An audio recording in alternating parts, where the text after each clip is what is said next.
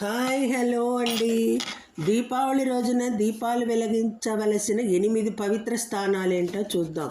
లక్ష్మీదేవి సంపద, వైభవం, ఆనందానికి మూలం. ఆమె అడుగుపెట్టిన ఇంట్లో దారిద్ర్యం చేరదు. దీపావళి రోజున లక్ష్మీదేవి భూమిని దర్శించడానికి వస్తుందని పురాణాలు చెప్తాయి. అందుకే ఈరోజు ఆమెకు స్వాగతం పలుకుతూ ఇంటిని శుభ్రపరిచి పూలతో, దీపాలతో అలంకరిస్తారు. అమావాస్య చీకటి రాత్రి కూడా ఆ వెలుగులతో ప్రకాశమానం అవుతుంది. దీపావళి అంటే చీకటిపై కాంతి విజయం.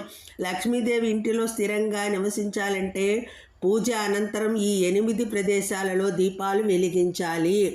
ఇంటి ప్రధాన ద్వారం వద్ద లక్ష్మీదేవి ఇంట్లోకి ప్రవేశించే ద్వారం ఇది. పువ్వులతో అలంకరించి దీపం వెలిగించాలి.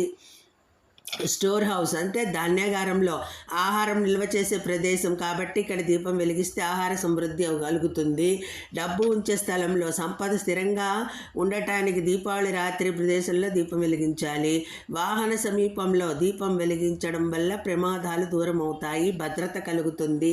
నీటి వనరుల వద్ద కుళాయి, బావి మొదలైనవి. జలతత్వం పవిత్రం. ఇక్కడ దీపం వెలిగించడం జీవన శక్తిని పెంచుతుంది. గుడి వద్ద లేదా పూజ గదిలో దేవతామూర్తుల కృప లభిస్తుంది. దివ్యశక్తి ఇంట్లో ప్రవహిస్తుంది. రావి చెట్టు వద్ద, రావి చెట్టులో 33 వర్గాల దేవతలు నివసిస్తారని నమ్మకం. విష్ణువు స్వయంగా నివసించే చెట్టు ఇది. తులసి చెట్టు వద్ద, తులసి లక్ష్మీదేవి స్వరూపం. ఇక్కడ దీపం వెలిగించడం అత్యంత మంగళప్రదం. ఇదండి దీపావళి రోజు ఎక్కడెక్కడ 8 స్థానాల్లో, పవిత్ర స్థానాల్లో దీపం వెలిగించాలనేది తెలుసుకున్నామండి వీడియో నచ్చితే లైక్